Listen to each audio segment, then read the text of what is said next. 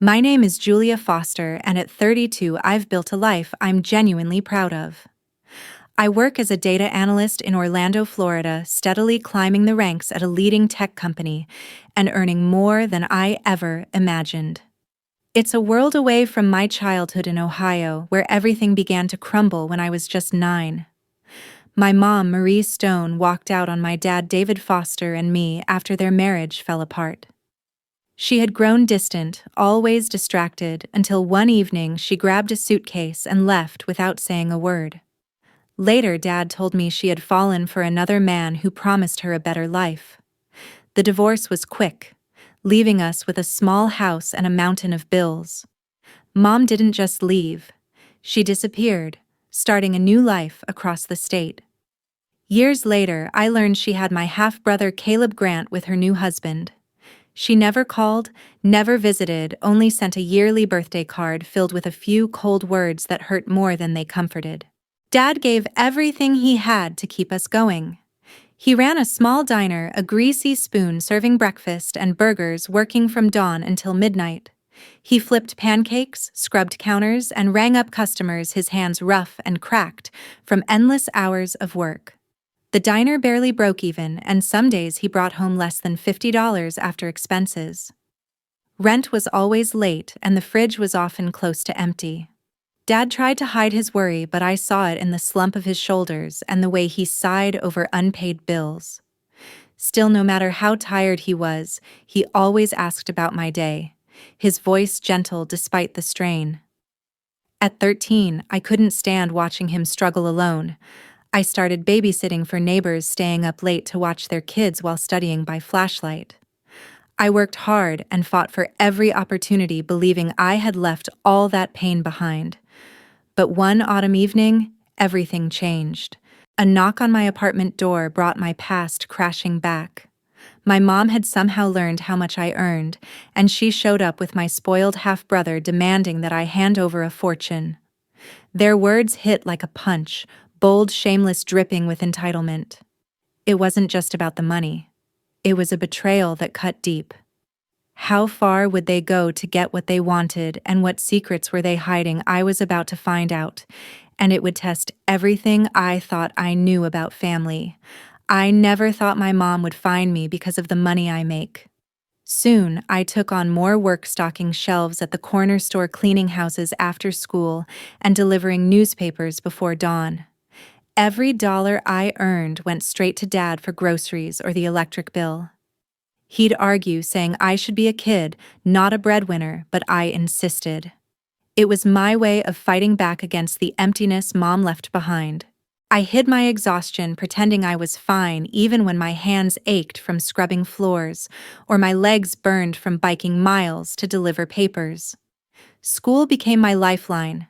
I stayed late for math club, poring over equations to drown out the pain. Dad would sit beside me at our worn kitchen table, helping with homework whenever he wasn't half asleep. He'd tell me I could do anything, that I was stronger than our circumstances. His words kept me going even when doubt crept in. Still, Mom's absence was a constant ache. I'd stare at her old photos, wondering why I wasn't enough for her to stay. Those questions carved a hollow space inside me, one I tried to fill with hard work and study. By high school, I'd learned to rely solely on myself. I saved every penny, studied harder than ever, and vowed never to need anyone the way I once needed her. Dad was my anchor, but I knew he couldn't carry us forever. I had to build my own future, and I did one exhausting step at a time. Yet the weight of those early years never completely left me. I learned to stand on my own far too soon, but the past still lingered, whispering reminders of what I'd lost. I knew education was my way out. I buried myself in my studies, staying up late to master calculus and ace every exam. My guidance counselor noticed my determination and pointed me towards scholarships. At 17, I earned a full ride to a state university for data analytics, a field that matched my love for patterns and problem solving. That scholarship was my escape, my chance to rewrite the story of my life. But even with tuition covered, I was still on my own for everything else: books, rent, food.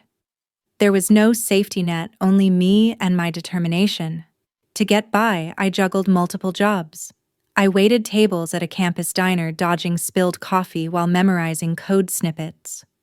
On weekends, I worked as an office assistant at a small law firm, sorting files and answering phones. Late at night, I cleaned offices, wiping down desks until my arms burned. My schedule was relentless, up at 5:00 a.m., asleep after midnight, constantly calculating how many hours I needed to cover next month's bills. Every dollar went to essentials with just a small amount tucked away for emergencies. I pushed through the exhaustion, driven by a single promise to myself: I wouldn't let my past define me. College was a grind, but it shaped me. I took extra courses, joined data science clubs, and landed a summer internship at a tech startup. The work was intense, hours spent crunching numbers, but it sharpened my skills. By graduation, I had a degree, a stack of awards, and a job offer from a tech company in Orlando, Florida. Moving there felt like stepping into an entirely new world. Orlando's energy, with its thriving tech scene and endless opportunities, gave me the fresh start I'd dreamed of. I began as a junior analyst, pouring everything I had into my work. Within 5 years, I'd risen to a senior position, leading major projects and earning a salary that felt unreal compared to where I came from. Through all the success, I never forgot Dad. He'd sacrificed everything, running that little diner day and night just to keep us going. Once my income stabilized, I started sending him $500 a month. It wasn't much at first, but it helped him pay off the diner's debts and fix the leaky roof. Later, I covered his car repairs and sent extra money for a new fridge when his old one broke. He'd always protest, saying he didn't want my money, but I insisted.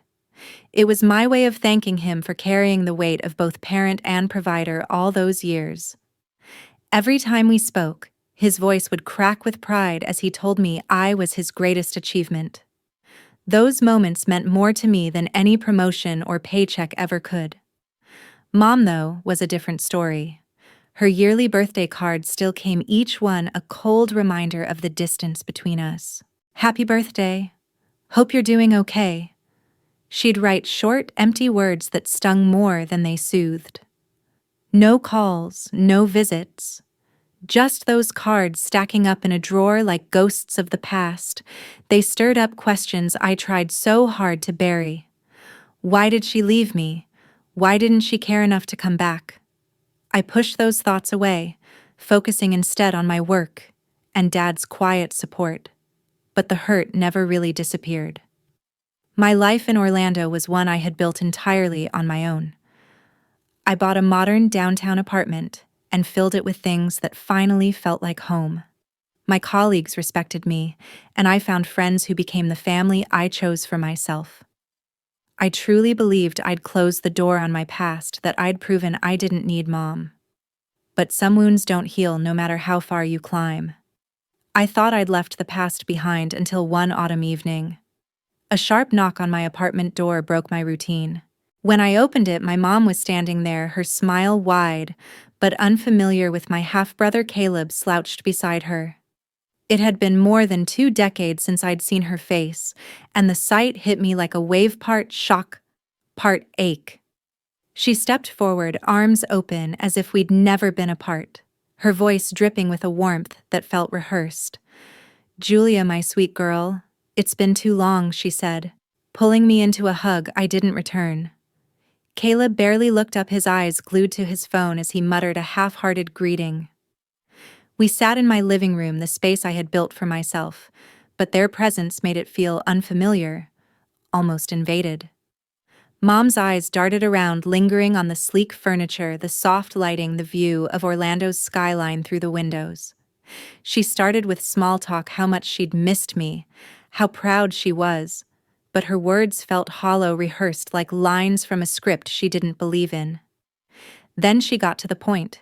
"I heard you're doing so well," she said, her tone shifting. "A big job. Good money." She leaned closer, her smile tightening. "Caleb's starting college soon. His tuition is $60,000 and we need your help. Just a little support, maybe $3,000 a month to keep us afloat." I froze, her words echoing in my mind. $60,000? $3,000 a month? The numbers were staggering, but it wasn't the money that hit hardest. It was the casual entitlement behind them. Caleb finally looked up, smirking. "Nice place, but it's kinda small for someone making bank like you," he said, his tone dripping with disdain. He sprawled across my couch, propping his sneakers on the coffee table as if he owned the place. "You could do better," he added, eyes back on his phone. His arrogance, paired with her calculated sweetness, made my stomach twist with anger and disbelief. This wasn't a reunion. It was a transaction. As I tried to process their audacity, Mom kept talking, her voice soft, almost pleading as she painted a picture of struggle. She said she and Caleb were barely getting by, her tone filled with practiced sorrow. But her eyes were sharp, calculating, studying my every reaction. She mentioned my job again, dropping hints about my salary as if she'd done her research. "You've got so much now, Julia," she said. "Family helps family, right?" The word family hit me like a slap. Where was she when Dad and I were barely keeping the lights on, when I was working nights just to afford groceries? Part of me, a small wounded 9-year-old buried deep inside, wanted to believe her, to think maybe this was a chance to rebuild, to finally hear her explain why she left. I had imagined this moment so many times, wondering what it would be like to have her back. Maybe this was it. Maybe it could mean closure. But the doubt came quick and cold. Her sudden reappearance, her laser focus on my income, it was all too convenient. Caleb didn't help. He interrupted her teary story to complain about his crappy dorm and how he deserved a better car to fit in at college. His entitlement was a mirror of hers, and it made my skin crawl. I kept my voice steady as I asked how they'd found me. Mom waved the question away, saying she'd heard things through old friends. Her vagueness set off alarms in my head. I told them I'd need time to think, that $60,000 wasn't something I could just hand over. Mom's smile faltered and Caleb scoffed, muttering something under his breath about me being stingy. They left soon, after Mom promising to call, her hug lingering a little too long. I closed the door behind them, my heart pounding, torn between blinding anger and a flicker of pathetic hope. I hated myself for feeling either. The next morning, I agreed to meet Mom and Caleb at a busy Orlando cafe, hoping for some kind of clarity after the tension of their visit. I got a single text from her, "Meet us at the Daily Grind, 10 a.m. The place was packed, filled with the hum of conversation and the rhythmic clinking of coffee cups. I spotted them at a corner table, Mom, with her polished smile, Caleb slouched over his phone. My stomach tightened as I approached their presence, pulling me back into a past I'd spent years trying to escape. I wanted answers, maybe even a real connection, but one look in their eyes told me this wasn't about family. Mom started softly, her words dripping with practiced warmth. "Julia, I've missed you so much," she said, reaching for my hand. I pulled back, keeping my guard up. She launched into a story about why she'd been gone all those years, her voice trembling just enough to sound believable. "Your dad made it impossible for me to stay in touch," she said, her eyes wide with feigned sorrow. "He shut me out, kept you from me." I tried, Julia. I really did. Her lies hit hard, twisting the truth I knew by heart. Dad had begged her to call to visit, to be part of my life, but she'd chosen her new one instead. The betrayal stung sharper now than it ever had when I was a child. I stayed silent, letting her dig deeper into her story. She painted herself as the victim, claiming she'd been struggling ever since the divorce, barely scraping by. "Caleb's future is at stake," she said, her tone shifting to urgency. "We need your help to get him through college." Before I could respond, Caleb chimed in, his voice full of smugness. "Yeah, and I need a car to get around campus," he said, without looking up. "Something nice, like a Mustang. And a new phone. This one's trash." His demands were absurd, a $30,000 car and a $1,000 phone, as if I owed him a lifestyle I'd never had. I clenched my coffee cup, trying to contain the anger bubbling up inside me. You're asking for a car and a phone on top of the $60,000, I said, my voice steady, but edged with steel. Caleb rolled his eyes. You're loaded, Julia. What's the big deal? He snapped, tossing his phone onto the table. Mom jumped in, her tone shifting to pleading. We're family, Julia. You've got so much now. Can't you share a little? Her words echoed what she'd said at my apartment, but this time, they sounded more desperate, more rehearsed. I saw through her act, the way she leaned on family like a weapon, twisting it to guilt me into giving. I took a deep breath, my thoughts racing. I worked for everything I have, I said firmly. Dad and I had nothing after you left. I'm not a bank. Mom's face hardened, the mask slipping away. You're so selfish, she spat.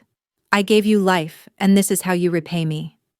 Her accusation hit hard, reopening old wounds I thought had healed. But I refused to let her twist the truth again. Caleb scoffed, muttering, Figures you'd be like this.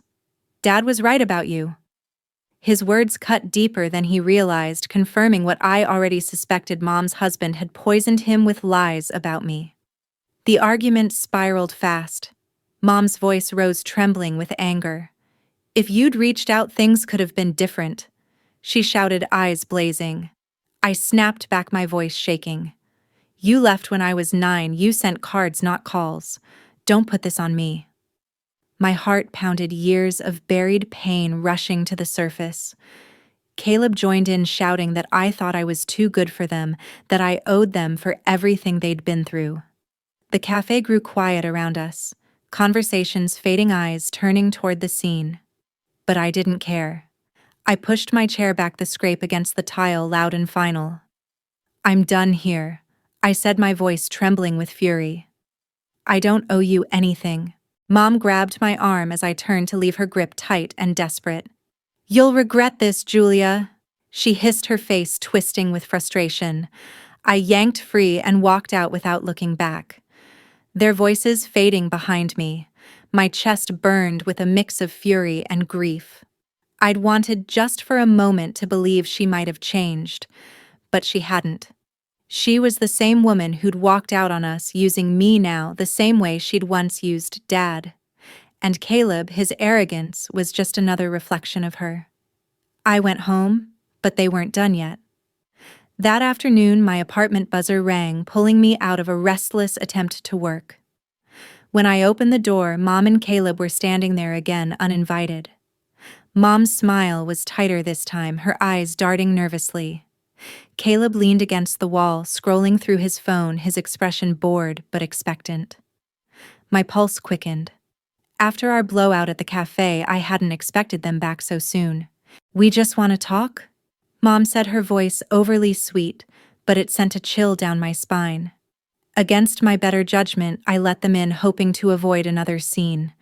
They settled on my couch. Mom clutching her purse. Caleb sprawling out like he owned the place. I stayed near the kitchen counter, arms crossed, keeping my distance. Mom started with small talk, asking about my job, but her questions were too pointed. How much did I make? How did I manage my money? Then her tone shifted, sharp and pressing. You're doing so well, Julia, she said. Why can't you help us? Caleb deserves a chance. Caleb nodded, muttering, Yeah, it's not like you're broke. Their persistence felt like a trap. My stomach tightened as I gave vague answers, trying to diffuse the tension. I turned away to grab a glass of water, needing a moment to breathe. When I came back, my heart dropped. Caleb was at my desk, my laptop open, screen glowing. What are you doing? I snapped, rushing forward. He looked over his shoulder, completely unfazed. Just checking it out, he said with a smirk. Mom's voice jumped in, defensive but unconvincing. We were just curious, Julia. You've got so much. Why hide it? Her words confirmed my worst fear. They weren't just here to ask. They were here to take. I yanked the laptop away, my hands trembling. You don't touch my stuff? I said, my voice low but shaking with anger. I glanced at the screen. My financial dashboard was open. Someone had tried to access my accounts. My thoughts spun toward Dad. Mom had mentioned hearing things about my salary, and now this. Dread twisted in my chest as I opened my email. My heart pounded when I saw it, a forwarded message from Dad's account sent directly to Mom. It contained details about my job and income, everything. She'd hacked his email. She'd used his trust to dig into my life.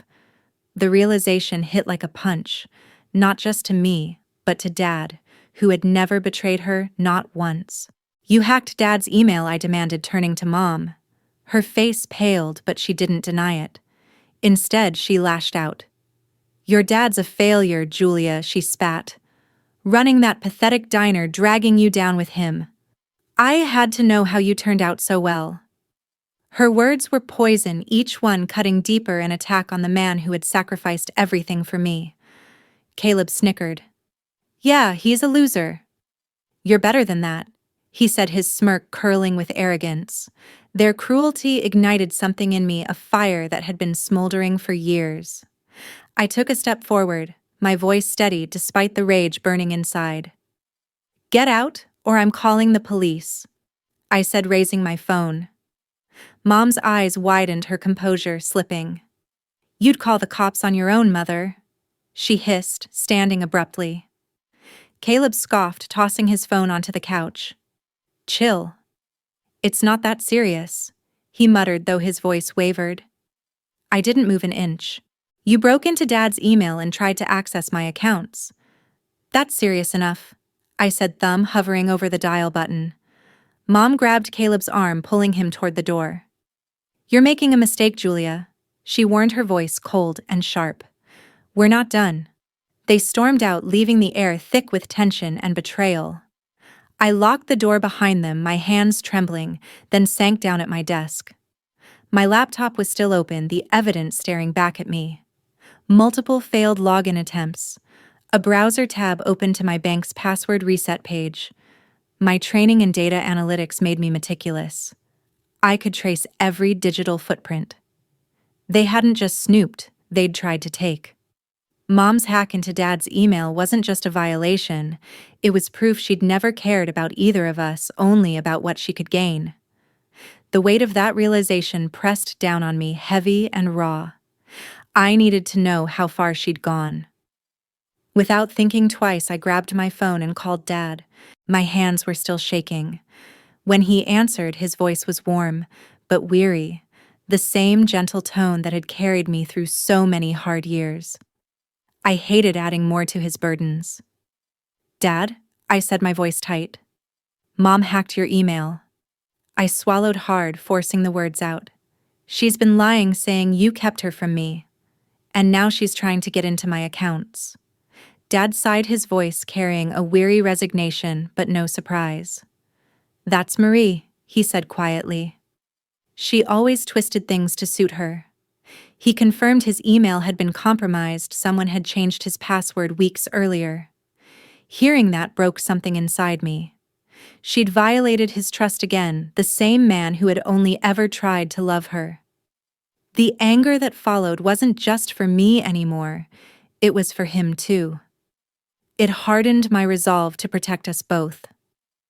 The next day, I reached out to my lawyer, Mark Sullivan. Mark was sharp, methodical, and didn't waste words. "This is serious, Julia," he said, after reviewing everything: screenshots of the login attempts, timestamps, and the forwarded email from Dad's account. Under his guidance, we filed for a restraining order at the Orlando courthouse, citing Mom's unauthorized access and Caleb's complicity. The process was grueling: endless paperwork, court appearances, and statements, but Mark guided me through every step. Within weeks, the judge granted a permanent restraining order against both of them, barring them from contacting me or coming anywhere near my home. The ruling felt like a weight lifting from my chest, a legal shield against their chaos. But peace didn't last long. Days later, I received a notification from my bank, an attempted transfer of $10,000 from my savings account. It had been blocked by two-factor authentication. My stomach turned. I knew it was her mom, still clawing at the edges of my life despite the court order. Fortunately, my security protocols were airtight. Being a data analyst had made me cautious. She'd failed, and for a moment that failure gave me a grim satisfaction. But the feeling quickly faded. It wasn't just about money anymore. She wasn't trying to take my savings. She was trying to dismantle everything I'd built. I forwarded the bank report to Mark, who immediately filed a follow-up with the court. He made sure that if Mom ever tried again, she'd face real consequences. A year later, my life finally stabilized. The chaos they'd brought into my world began to fade into the background. Word of Mom's actions spread through her own circles, and soon she couldn't hide what she'd done. One evening, I got a call from Aunt Ruth Stone, Mom's older sister. Her voice was heavy with regret. "Marie's been like this since we were kids," she said softly. Then she told me stories how Mom had manipulated family borrowed money she never repaid, twisted every situation to her advantage. Hearing it hurt, but it also helped. For the first time, I understood it hadn't been my fault. Mom's betrayal wasn't personal. It was who she'd always been. I was a target not because I was her daughter, but because I was successful. Meanwhile, Mom and Caleb continued to burn every bridge they had. Friends, relatives, acquaintances, one by one they cut ties, tired of the lies and the manipulation. Eventually, the two of them moved to a smaller town, their world shrinking into isolation. It was a fitting consequence for their greed. I started seeing Dr. Ellen Brooks, a therapist recommended by a colleague. Dr. Brooks was patient and perceptive, helping me unpack the trauma of Mom's abandonment and her recent betrayal. "You've carried her choices too long," she said in one session, her voice calm but firm. Over months of work, I began to let go of the guilt I'd carried, the feeling that I hadn't been enough for Mom to stay. I finally understood that her absence was her failure, not mine. Those sessions gave me clarity, a way to heal, without letting her define who I was anymore. Inspired by that journey, I founded a small charity in Orlando, dedicating part of my income to support children from struggling families. The fund offered scholarships and mentorship, everything I'd wished for when I was a kid, scraping by in Ohio. Launching it felt like giving back to the girl I once was. My friend Kara, a social worker, helped me set it up, her enthusiasm contagious. Nina, a fellow analyst, designed the website, and Ryan, my neighbor, spread the word through his community network. Their teamwork reminded me that I wasn't alone anymore. Through it all, Dad remained my anchor. He'd visit often, his eyes lighting up as he took in the life I'd built, a life born out of everything we'd survived together. And my friends Kara, Nina, and Ryan became my chosen family, people who showed up without conditions, who celebrated my wins and stood by me when things got hard. They reminded me what love really looks like. One evening, while having dinner with them, I realized something that had taken me years to see. I had Dad, and I had them, and that was enough. Family isn't blood. It's the people who choose you, who respect you, and who stay. To everyone who's followed my story, thank you for sticking with me. I hope it reminds you that family is what you make it, not what you're born into. Choose people who lift you up, who see your worth, and never let anyone guilt you into giving away the life you fought so hard to build.